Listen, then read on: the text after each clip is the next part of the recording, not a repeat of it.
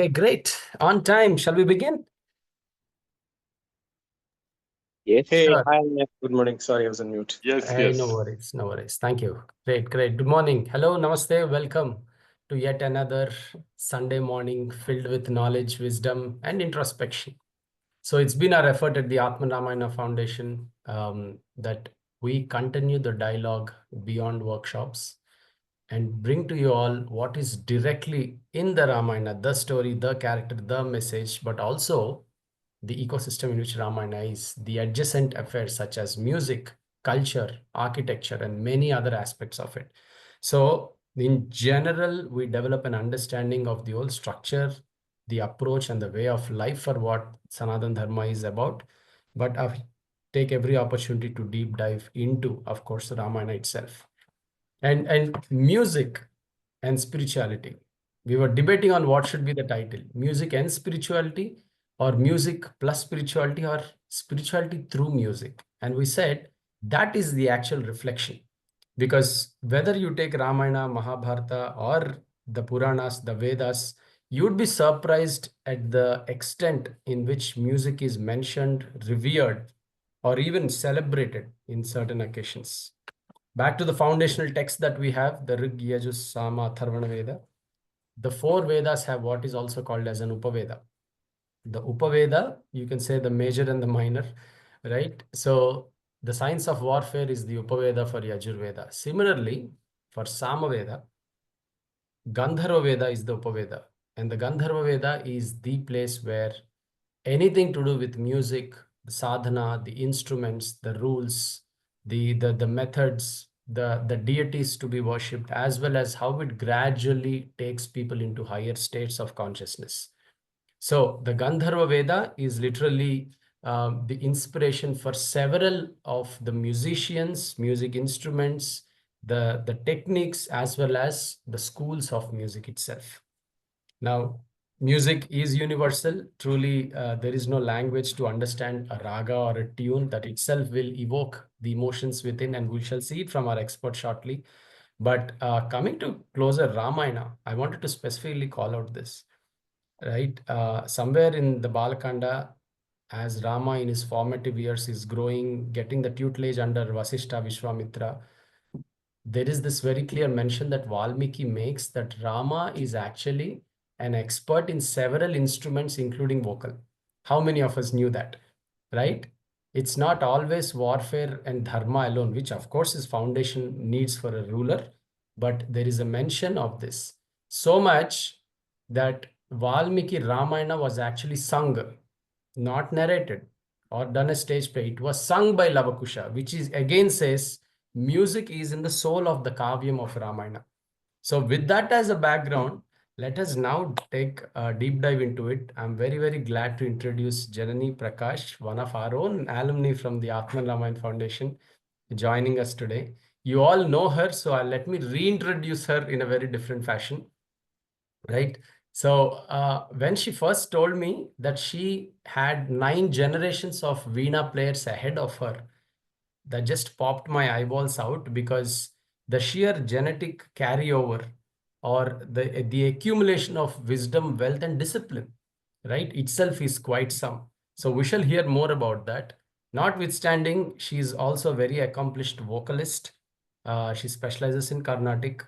Um, she not only is a student of the Veena and vocal, but she's also a teacher. She's been teaching for more than 5 years, I guess now. Plus, she also gives stage shows and several performances. And hopefully today, Jenny, please introduce those few aspects of it in part of our conversation today. Now, notwithstanding all this, Jenny also is an accomplished yoga practitioner. I think she's certified yoga teacher. So she finds harmony in blending everything and bringing it to other parts of life and pursuits, such as, the HR career and many other things. So who better than to talk on this topic for today? So Jenny, welcome. Thanks for your time. Thank you so much, Sashi, for that generous introduction. Namaste, everyone. It's usually I listen during the session. Today I'm going to speak. So first of all, I want to thank Srini, Shashi for this opportunity. to speak anything here in the sense I don't consider myself as an expert in anything. I think it's music has been there all along in growing up years and now. Wonderful. Thank you for this. Great, superb. So, Janani, why don't you start with your own opening remarks? Spirituality through music. What does that mean to you? So maybe I should just go back to how my childhood was, right, Sashi? To the way you were articulating. I come from a family of musicians. So in our home, prayers, everything was through music, right? Like my mom used to cook and there is a kriti running. My sister in the bedroom just continues that, and I am doing something else and I continue. There is a lot of harmonious music that was happening in the growing up years at home, and then suddenly we will get into breaking up the lyrics sometimes, especially if it's in a language that we are able to understand, and then see what does it make. I mean, what meaning does it give? What should we take from that? So, if to your question on the connection between spirituality and music, I think our introduction to godhood itself happened through music, and a lot of how to live life and how to find God outside of you. Because initially, I think a lot of people find God outside, and then later they move to the inward journey, right? I think that also happened through music, because if you see a lot of kritis from Tyagaraja, Purandaradasa, they talk about how do you live life in a detached way, or how are you able to manifest that divine love to something that's greater than you, and it can be Rama, Krishna, or any other gods as per our understanding, right? So that's really the answer to what you asked. Wonderful. This journey always helps, and it's actually, they say culture is observed and learned rather than being taught in a book, right? So that's what your parents have done. You imbibe. I know Ashita plays the flute. The next generation picks it up. So very wonderful. Okay, so on the topic itself, your initial thoughts. Music as a way to spirituality. So, music as a way to spirituality, maybe I'll just double click into music, right? Yeah. If we all know music in very, very many ways, like types of music. The traditional way of singing in down south in India is Carnatic music. Up north is Hindustani music, Hindustani classical, as they call it.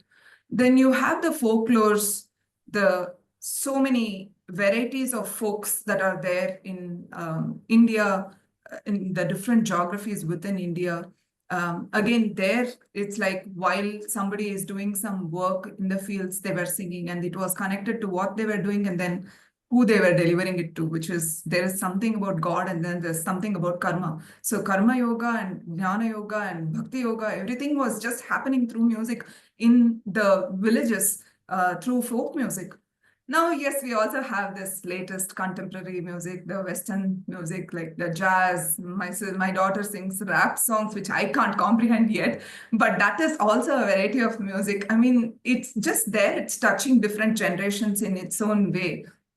Now, in its connection to spirituality, maybe I should just talk about how. I mean, I know Carnatic music only, so I'll be able to speak a little more on that, right? So, if you look at how traditionally music was taught, it was taught through the Veena, because the number of swaras that are there are seven swaras: the sa, re, ga, ma, pa, da, ni. Sapta Swaras, as they call it. And the seven swaras actually branch out to 12 swarasthanas, which means the sa and pa are constants. The others have variations, forming 12 swarasthanas. If I'm just telling this to you, a number of you could be exposed to music or totally not exposed to music. But if I'm going to teach this to a beginner, a learner, the comprehension of something like this to the mind, to the brain, is very difficult if it's not visually seen. And that's what Veena brings to a learner, right? Even in the way the frets are designed. And I will show you one or two pictures that I have gathered so that everybody can understand this. The distance between a re, the first re that is being taught, and the second ga that's being taught is that much that the mind should be able to comprehend after seeing, after touching. and therefore then replicating it through the voice. So traditionally, it used to be taught through the Veena. Over the years, it's different, right? Like it's taught through other ways as well. Another important connection I want to also bring is the Veena, in the way it is structured, is very close to how the human body is, right? Maybe why don't I just share screen and show something here? Do I have sharing rights? Yeah, I have. Okay. Just let me know when you're able to see my screen. It's up. Yeah. So if you look at this picture, the Veena is designed in this way, right? This is the head of the Veena, and this is like the tail of the Veena, if I have to call it that way, with a dragon head. Now, it has a classic resemblance to the human back, the spine, and the head. So the brain is the primary resonator. Music emerges from this part of the Veena. And then there are like these 24 frets in the Veena, very similar to the 24 gaps that are there in our spine. And how even the distance between the frets actually decline as it goes up to the head is very similar here if you see. And I also want to say that the Sapta Swaras, as they emerge within the body, when we start singing, let's say I learn this and then I start singing, the sound vibrations actually give spiritual experiences for a learner over a period of time, because initially they start learning for getting things right, later to impress others, and then at some point of time you realize, no, you're not impressing anybody. It is something else that's happening beyond, and I need to understand what's that beyond. And that's the moment somebody is able to transcend to spiritual experiences through music, if they're doing singing. And how that happens, because we are made of the, I mean, music just affects the 7 dhatus, the Sapta dhatus too. And the sound vibrations makes significant alterations within us, giving us those spiritual experiences, so to say. But I'm going to take a pause and maybe ask you about, Sapta. The significance of Sapta exists in spirituality too. So what do you have to say about it as well? Right. Well, firstly, this is wonderful. The whole connection and how it, resonates in our brain. This is really awesome. So yes, Sapta that you said, right, is one of the primary numbers that we have a huge spiritual significance on for our Vedic literature, right? 3, 7, 9, 12. There are certain numbers which have huge cosmic importance. Sapta is one such. I mean, you touched upon the Sapta Swaras. There are Sapta Dhatus that the body is made of. There is Sapta Lokas, Sapta Matrika, Madhuji, wonderful. Others, please just punch in the Saptas you are introduced to as well, right? Interestingly, the Sapta Chakras in the human body is one thing, right? The 7 chakras that correspond to the 7 colors of the Vibgyor in the Indradhanush or the rainbow is actually a very interesting piece. Sapta Rishis Adi, wonderful. You see, the Vibgyor goes from violet to red, but the human chakras grow from red to violet. The Mooladhara, the base of the spine, the color of Mooladhara is actually red, right? So 7 from there also. Interestingly, 7 is connected to, is in fact 7 horses in which he travels is how it's described as. So the 7 lokas above us and the 7 lokas below earth, right, is another representation. So here's the beautiful thing. The Sapta Swaras, and then you said about 12 Swarasthanas, right? This caught my attention because you see the Shastras and the Vedas described the unity in principle of Vishnu and Surya a lot. 7 is the number for Surya, 12 is the number for Vishnu, Dwadasi, right? The 7 actually expands to 12 and 7 is embedded into the 12. Or Surya, part of the wider Vishnu, is coming out here as well. That's why in many of the temples, right, we call him Surya Narayana, right? Because we know the link is Surya and Narayana, right? Similarly, when you look at Vishnu is one of the Dwadasa Aditya, right? The 12 forms of Aditya. Aditya again is Surya. So very close link out there. So all of these came to my mind, Jenny, when you were really talking about it. This is truly wonderful. If I may just add one more thing, how many of you heard this phrase? Wow, it's music. This is a very common phrase, right? Interestingly, the definition of Karnataka in Sanskrit, it's not a regional meaning of Karnataka as a state. Karne atati iti Karnata. That is the definition, which means that which is pleasant and music to the ears. Karne atati iti Karnata. So Karnataka, it's actually music to the ears. So wonderful in the way you have put it out there. But yeah, yes, please do continue. Bring it more in terms of the connection and how anatomically we are designed and how music really has a biological connection to it. Jenny, if you would. Yeah, absolutely. First of all, I'm having a lot of learning as you speak. I'm always told by all the teachers that I have learned. We know how much little we've actually learned. Very true. So that's what has been my experience in my career or in music or yoga, whatever that is, and whenever I engage in spiritual discussions with you as well, Sashi. Super. So let me just maybe share my screen again and continue a little more about the connections, right, of our human body and further. Okay.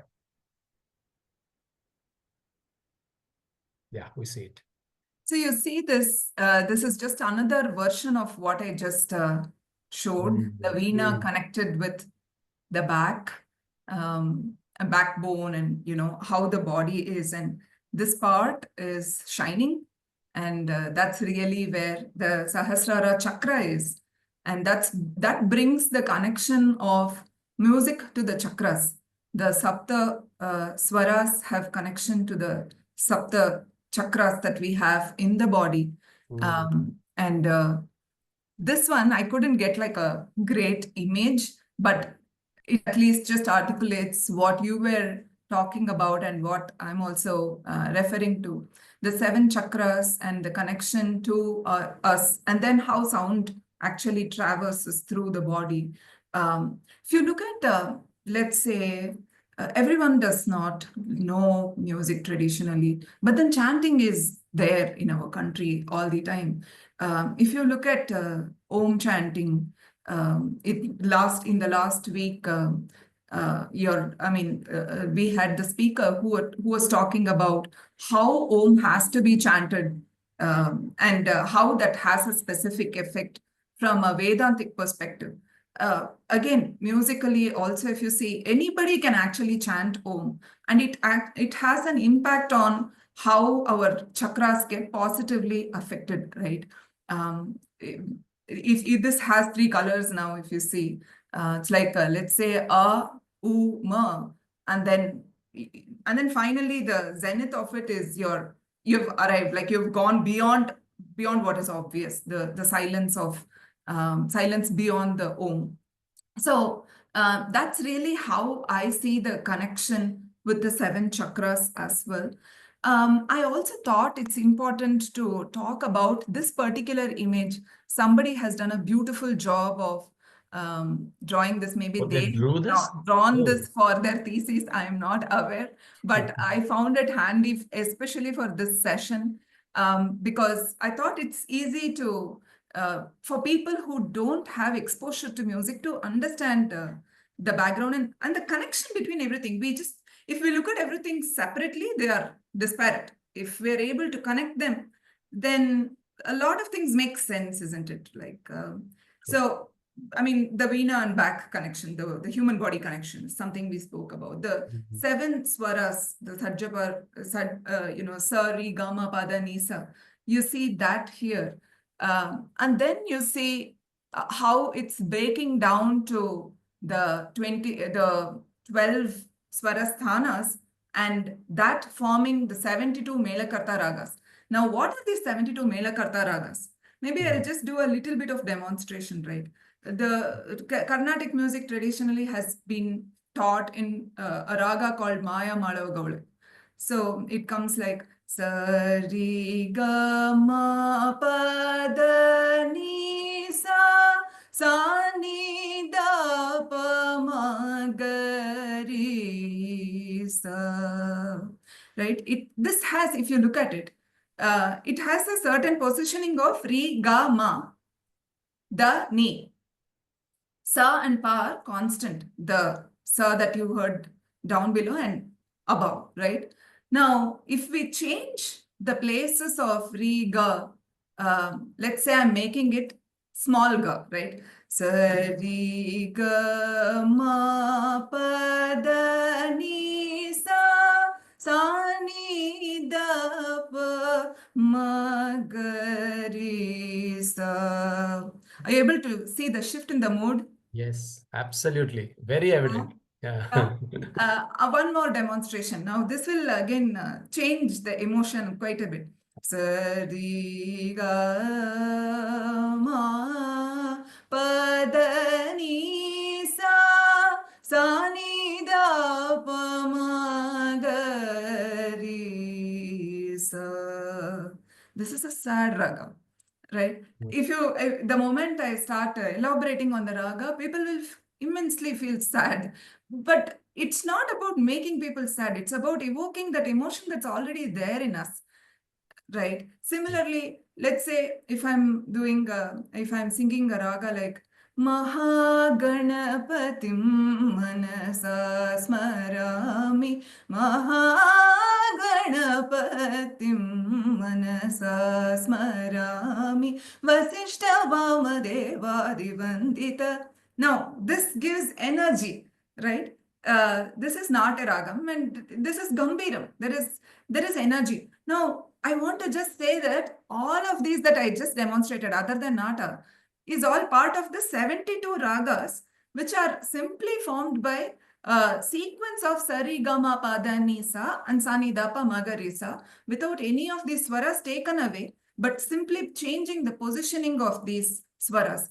And they form the bedrock of Carnatic music through the 72 Melakarta ragas, or as we call it.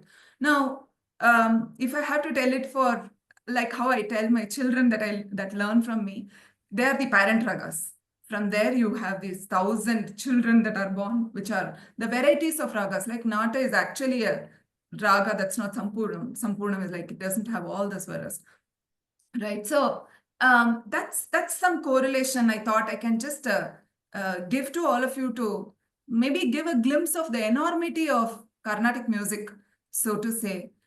Similarly, a model of this could be existing in Hindustani music and other forms of traditional music as well. Maybe finally, I just want to call out before I pause is, the Veena again has 7 strings.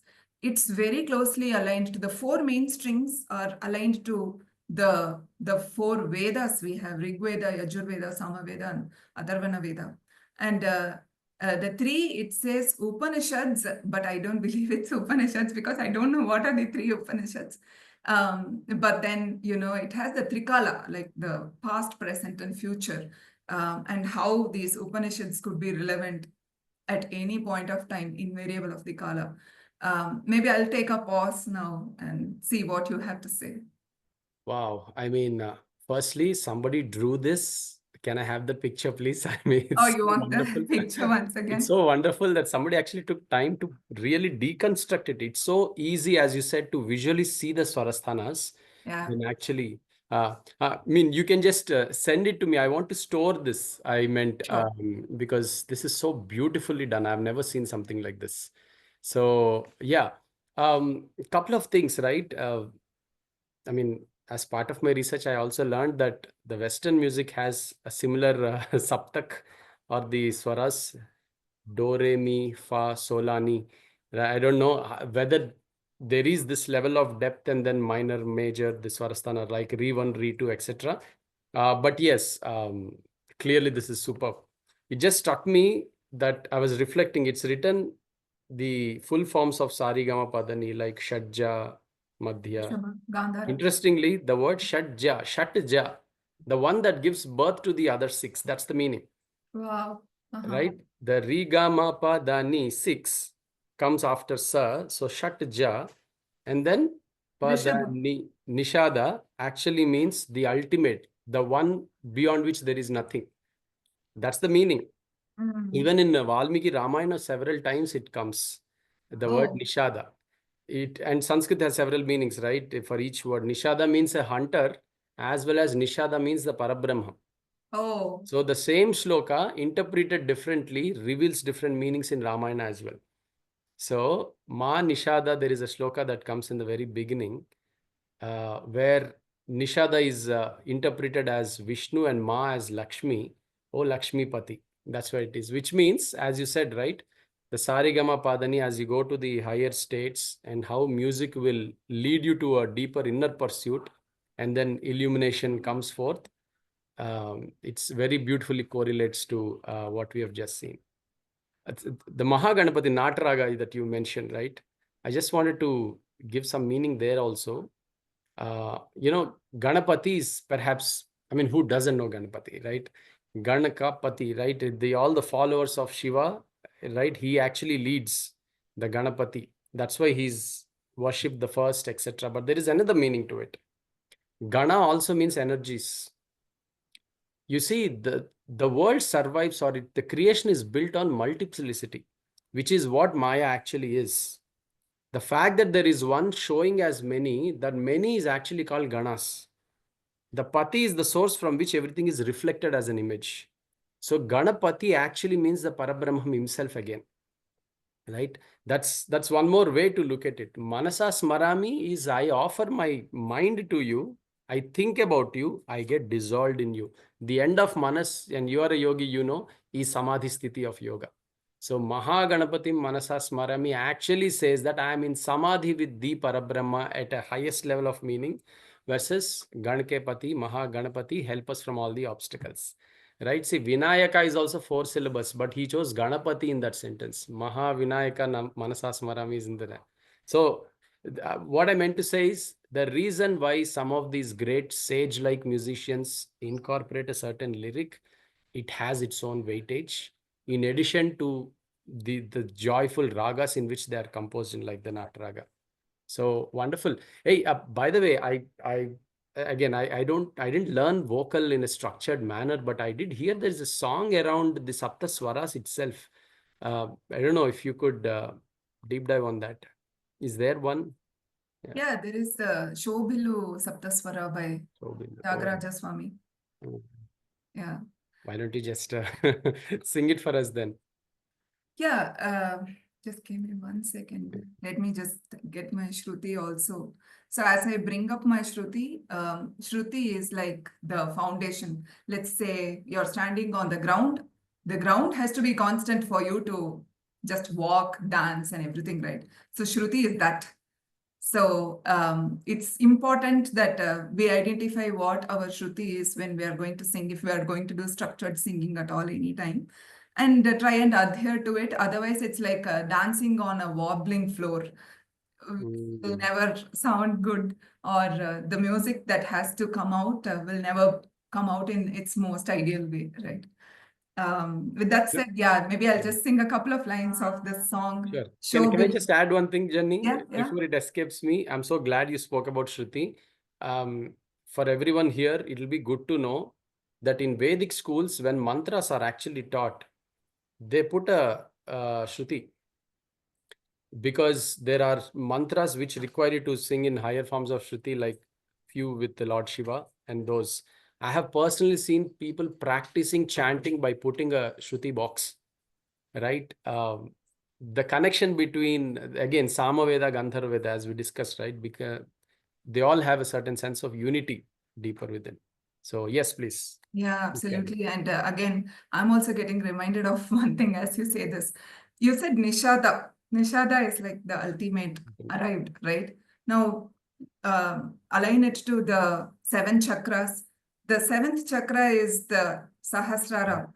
That is actually, if you've gone there, you've gone beyond. You've surpassed your mind and everything. I think both two yogis speaking here, so there is that correlation as well. But it's just that there is such beautiful linkage between the Sapta Swaras and the 7 chakras. And to what you were saying, the little meaning of the swara itself, Nishada, means like Brahma, the Brahman, right? Yes, So yes, absolutely. it's just so wonderful.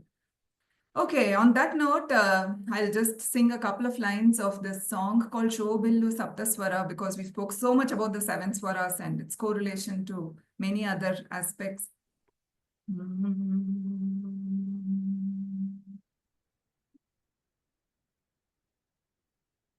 Shobhillu Sapta Swara,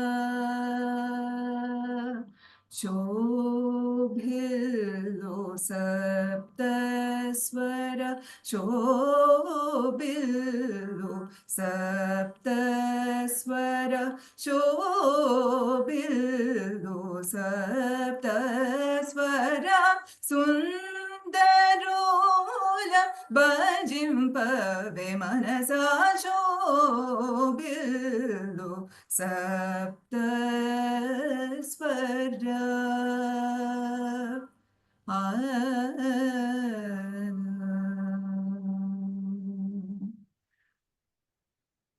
And the song goes on to Nabhi Hrit Kanta Rasana. That again is connecting to the human body. Wonderful, wonderful. Super. Tyagaraja Kriti, this is right. Okay. Yeah. Okay, great. It just came to my mind and I'll just put it out there for everyone is, the Sapta Swaras are not lifeless sounds in creation, right? They actually have an energy and consciousness of their own. So anything that has an energy and consciousness, if personified, becomes a devata. That's why we have so many devatas, because we treat energy forms as devata. So Shobhillu Sapta Swaras actually means may they reside and be worshipped by you, which is basically saying do upasana of the nada, which is what nada upasana is. So worship the 7. And then you mentioned in the second line the stages. If you could just say it again. Nabhi Hrit Kanta Rasana. Shall I sing that? Yeah. Why don't you just sing that once? Nabhi Hrit Kanta Rasana. Nabhi Hrit Kanta Rasana.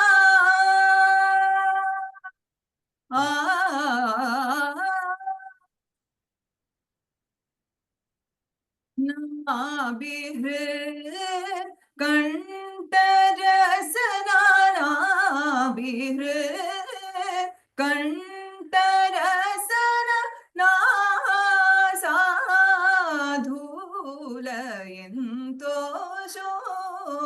Shobhillu Sapta Swara, Sundarola Bhajimpave Manasa Shobhillu Sapta Swara.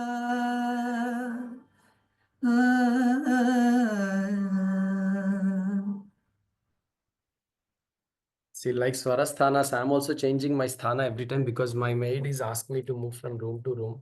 Please bear with me. Okay, wonderful. What Tyagaraja seems to have given is actually the anatomy of sound in the second, the Anupallavi, right? Nabhi from the navel, Hrit, the heart of the chest space, Kantha, then Rasana, Nasa, which is the nasal. This is exactly how sound travels, right? The Sanskrit letters, if those of you are aware, right? The Sanskrit alphabet actually have the Kachata, Tapa, Gajra, all of these, right? Each one actually relates to one region in your body when sound comes. Like try saying ta, tha, da, dha without having the tongue in the teeth area, right? Just not possible. Like the ka, kha, ga, gha, the sound has to come from below. Pa, pha, ba, bha. Any of the Mahaprana, the stress letters, you can't say without exhaling faster and bringing it down.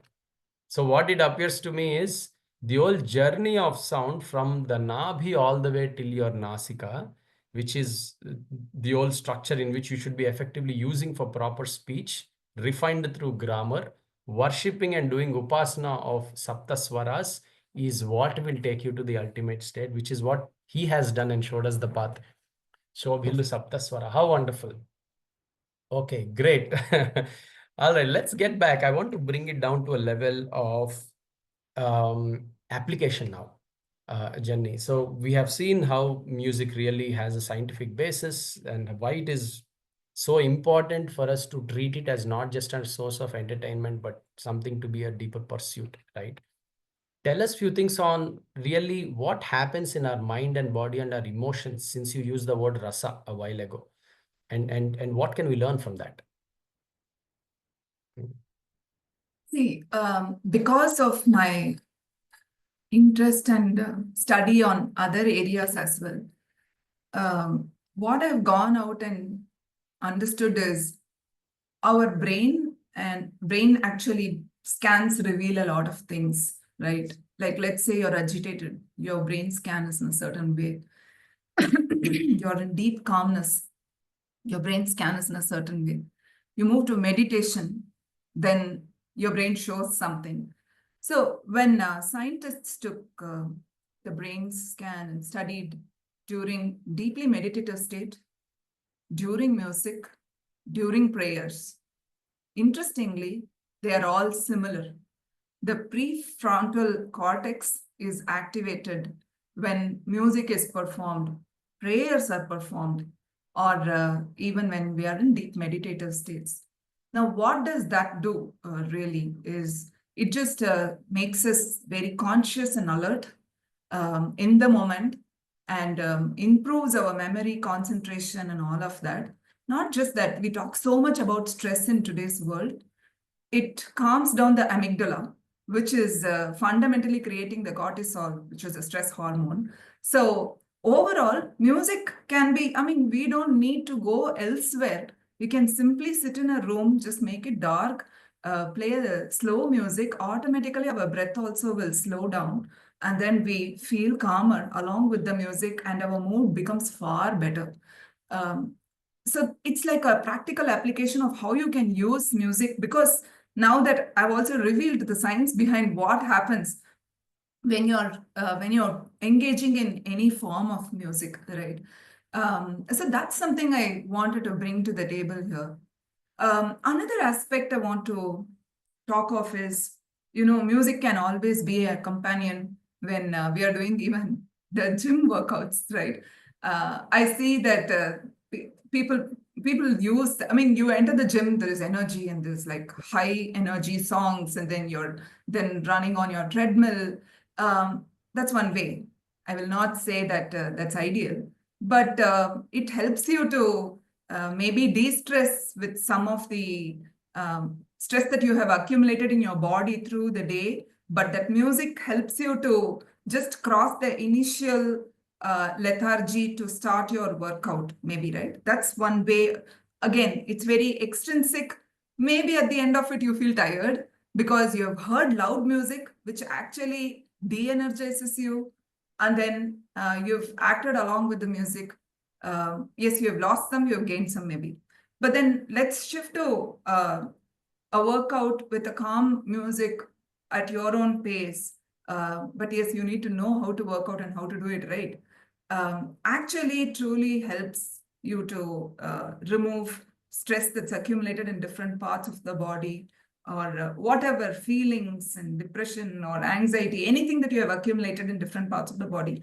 The moment you're able to just tune in to your own self along with music, it just calms you down and allows you to become much more aware of what you're holding where. I think, again, the yogi in me and the music in me are like just coming together as I speak this. So this is a very practical application of how we can use music on a day-to-day basis, Sashi. Wonderful. Hey, I've had a practical experience that when I had headaches, I used to just lie down, give rest to my, head, back of the head, and listen to something like a piano or something that slows me down, right? Yeah. That actually relieved it before I popped a pill and luckily never felt the need later on. I like what you said about the gym.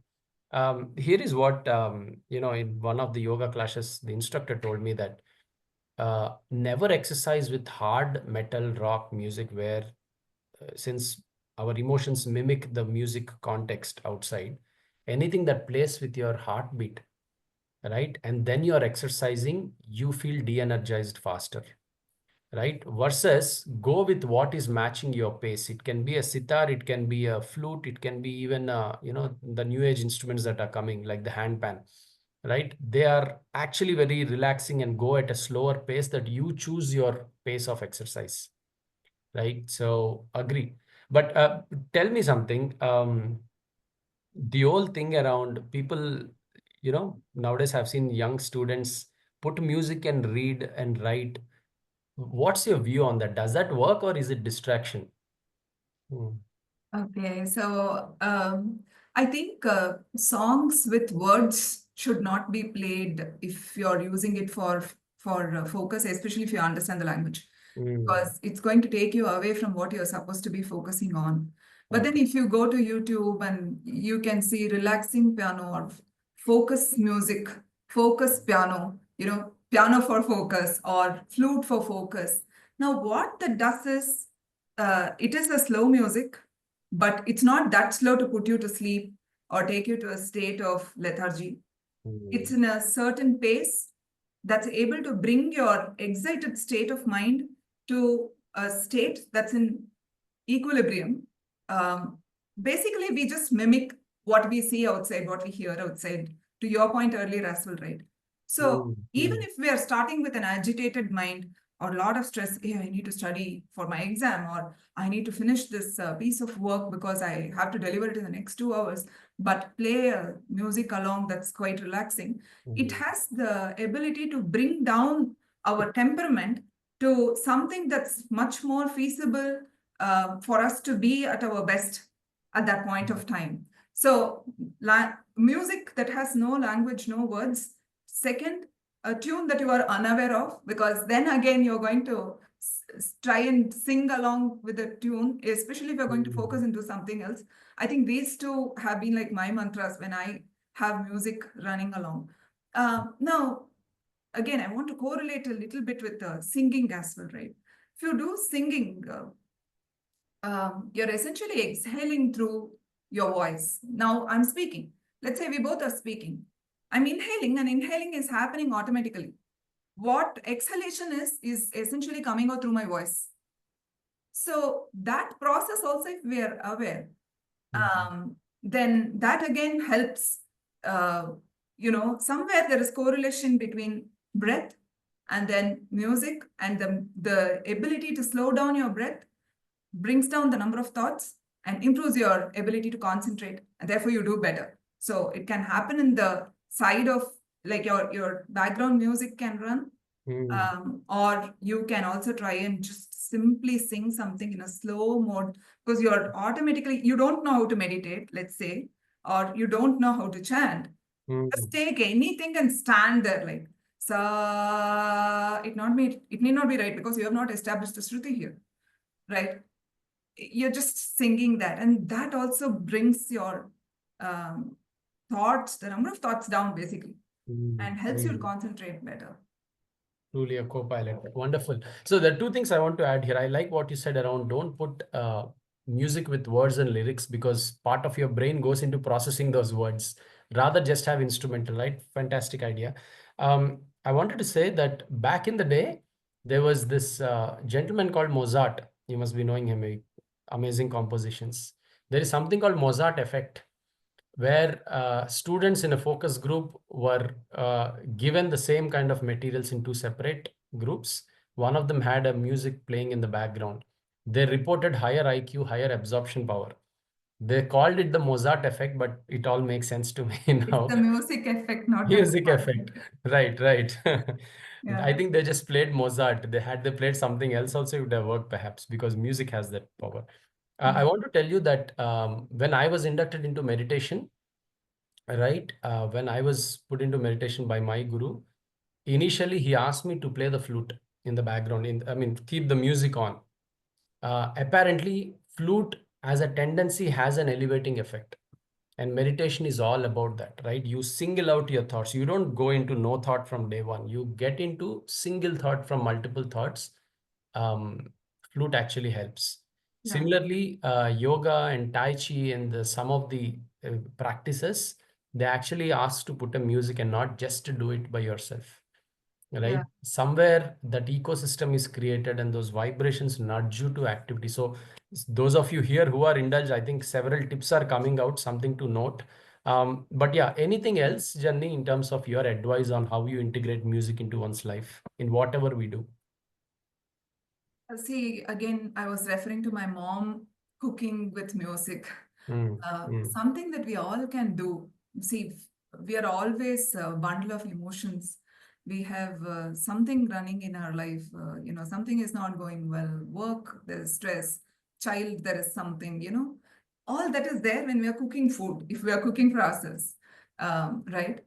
mm, At that time, if we are able to simply play a music behind, preferably not the jazz and the Western, but any other Indian, even if it's any devotional or mantra or shlokas, what happens is those vibrations get into the food that's getting cooked.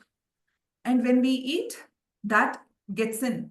So our ability to manage ourselves also is getting enhanced.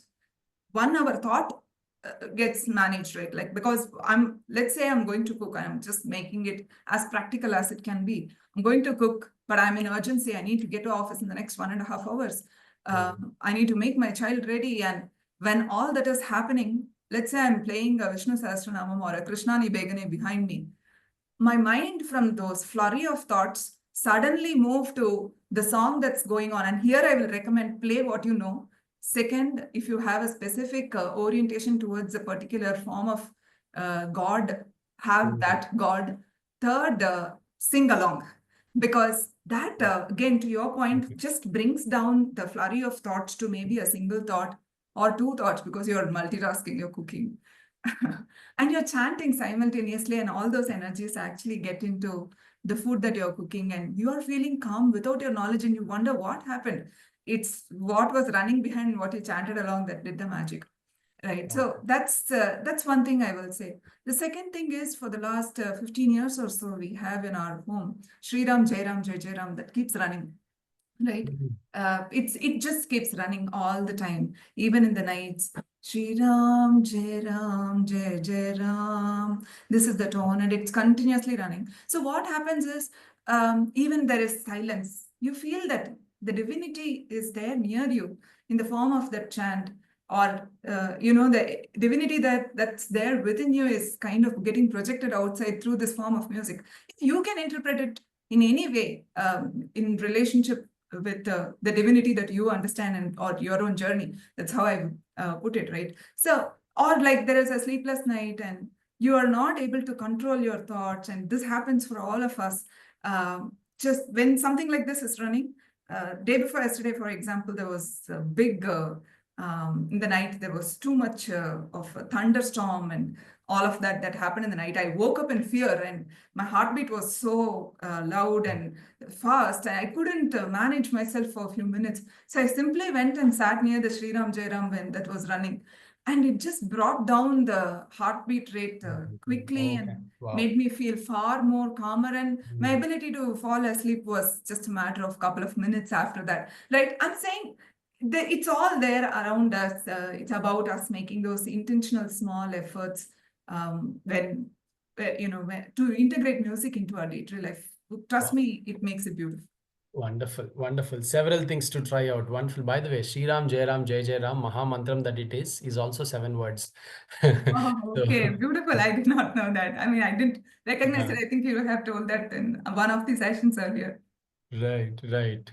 Beautiful. So we have a few things, few comments here. I'll just read out. Swati says that the tradition to ring the bell after entering the temple is about the process of decluttering the mind. Absolutely. It actually stuns your aura and releases some of the gray energy.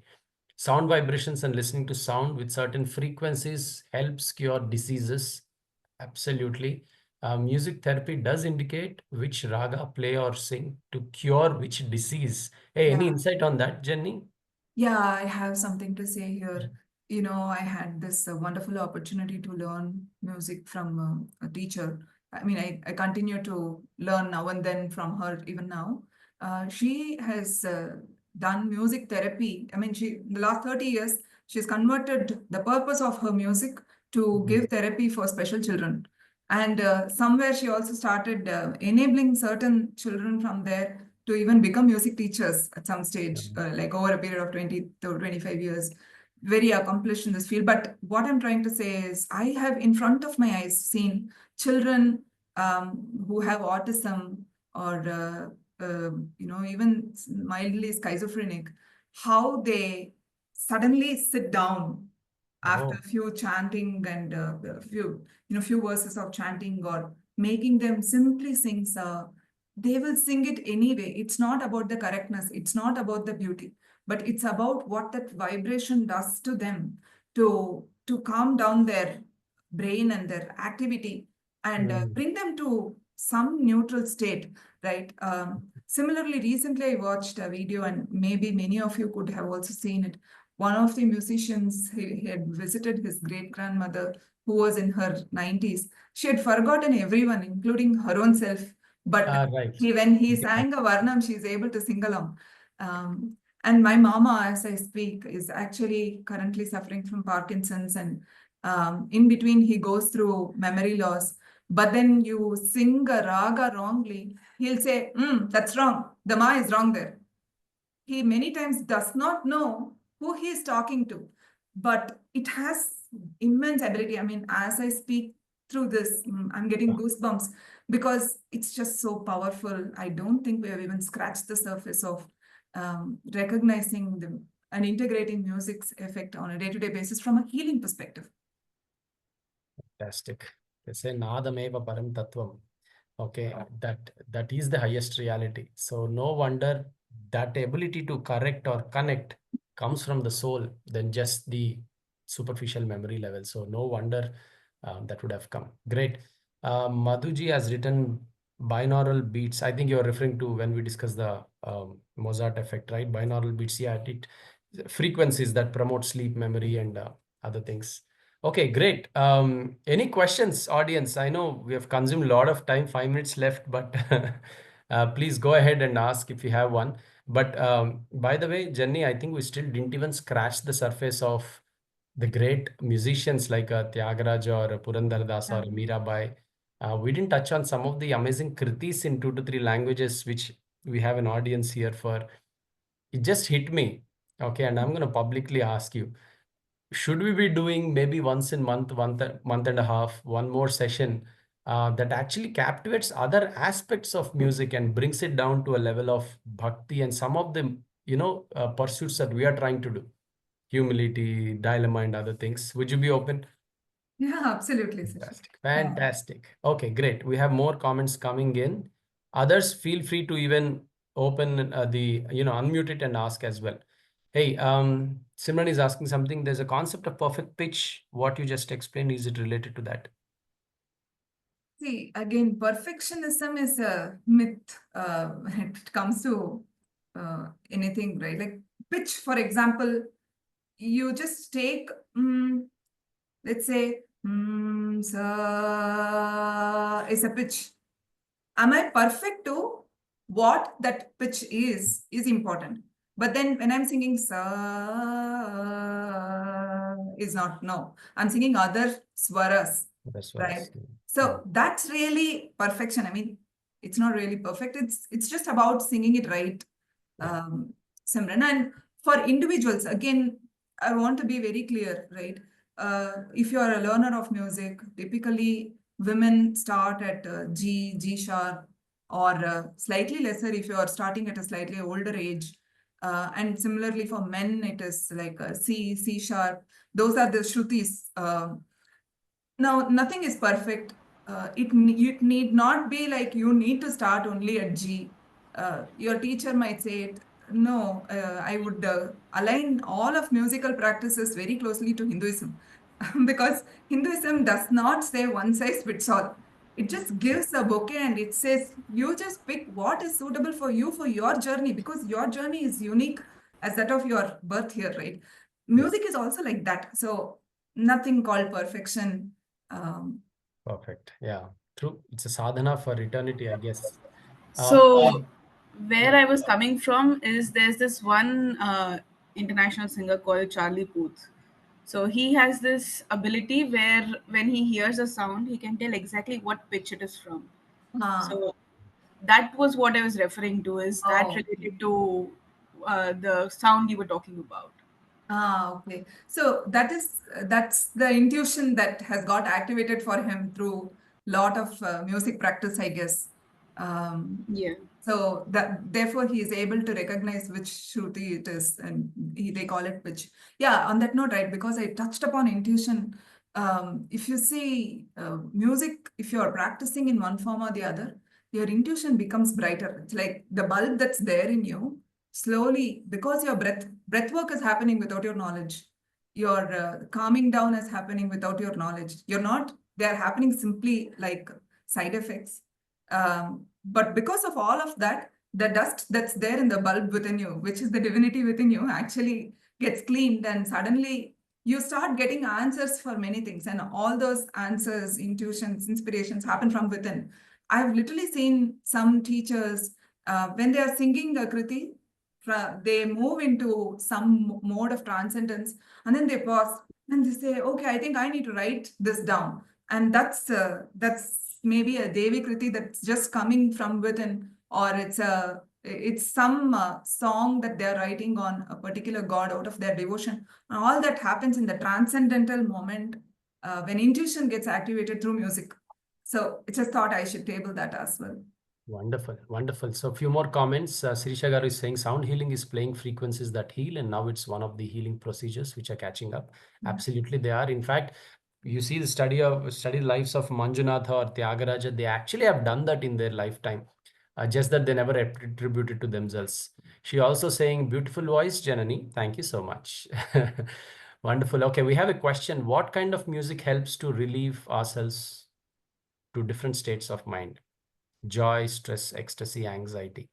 Mm.